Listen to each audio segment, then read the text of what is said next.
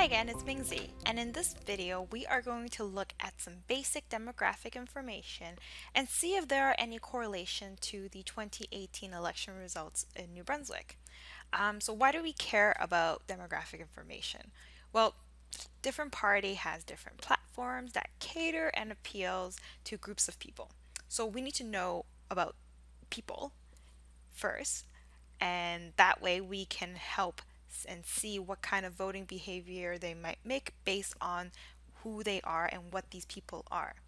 So, the best way to start this off is looking at what each of these parties are representing and promising. So, let's do that.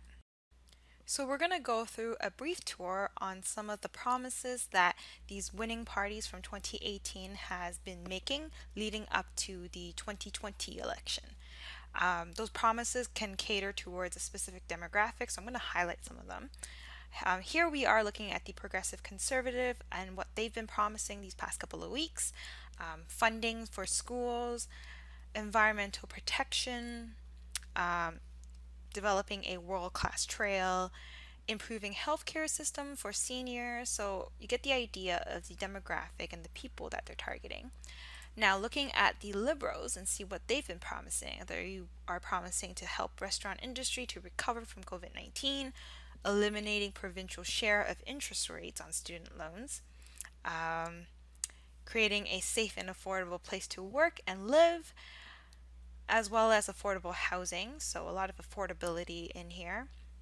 Um, Maintaining hospitals in rural areas and emergency room service to be open. So a lot of times, might get closed down because not a lot of demand, but Liberals are ensuring that they'll stay. Now, looking at the People's Alliance of New Brunswick, they made pledges to address food security problems, um, fix affordable housing issues, as well as creating jobs for helping out the food bank pressures that of high demands on utilizing this service. So a lot of affordability as well. Now looking at the green platform here, they talked about having a good government and public service for people. So healthcare, senior care, um, education, and then also focusing on building a green economy. So spending and funding those kind of programs. They talked about having a green society, so how becoming green can help um, affordability and also equality and inclusion. So you kind of get an idea that majority of these party put emphasis on affordability, and each of these promises or each of these parties have promises that cater to a particular age group. So that translates to looking at unemployment rate in a particular area and also the age distribution. So let's take a look at that. Here we are jumping back into the employment and income map we have. Um, just a quick overlook or overview of this map. Brown represents a unemployment rate that's high, and then a lighter beige means that the unemployment rate is low.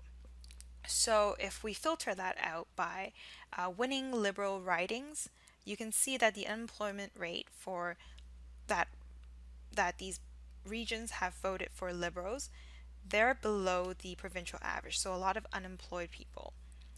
Same for the Green Party, still below the provincial average, and People's Alliance Party still below. So there was a lot of these parties, the Liberals, the Greens, the People's Alliance, they talked a lot about affordability. And then if you look at the Progressive Conservative, their unemployment rate is actually below provincial average. So that's why you didn't get much of the affordability emphasis in their political promises. So that's very interesting. Let's take a look at income. So income levels in New Brunswick by the different ridings. If I click on income and look at this map here, the darker pink represents a higher median household income. And now keep this in mind, these are all 2017 stats for the 2018 election. If we take a look here and filter it out by the Liberal government, or the Liberal winning boundaries or ridings. These Liberal ridings have an average household income less than the provincial average of 70K. If you click on green, also below average. Same with People's Alliance. It's actually just a little bit under than the provincial average.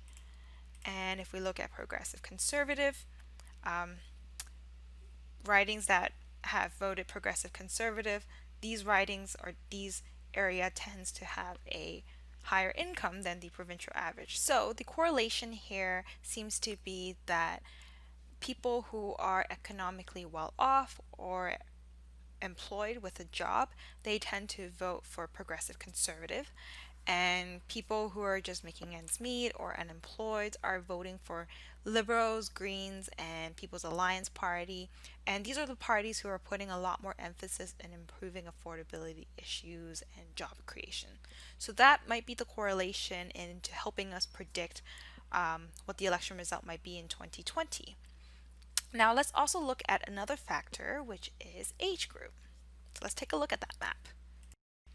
So here we have a map showing the dominant age group residing within a polling district.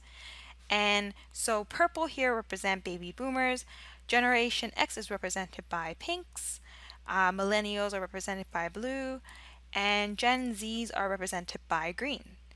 And if we filter out the ridings and take a look at distribution of age within those ridings. So let's filter it out by Liberal won ridings. So these are the ridings which Liberals have won a seat in.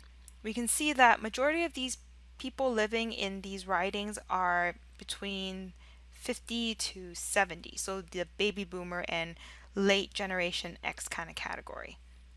If we take a look at Progressive Conservative ridings, where PC won the seats, you can see there's a bit more of the age 30 to 50 voters, potential voters that are living within these ridings. And with People's Alliance, you can see also a similarity to the age demographic of what PC voters were. Now the interesting part is looking at the green ridings or green ridings that have won seats. So these are the ridings where green have won, and you can see a spike in terms of demographic voters living here. So age 20 to 30 and early 30s, these are the age group that might have contributed to the green winning seats in these ridings. So pretty interesting correlation. I do see some correlation because majority of these parties, they do tend to cater towards a specific age group where they include a bit more incentive and promises in student loans or senior care, and also school fundings that are targeted towards age group where they might have kids.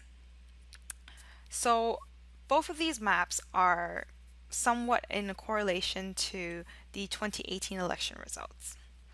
So to summarize everything, we saw that different parties cater to different age group as well as different economic standings of people. Therefore, knowing these demographic and combining these demographic might help predict the election results.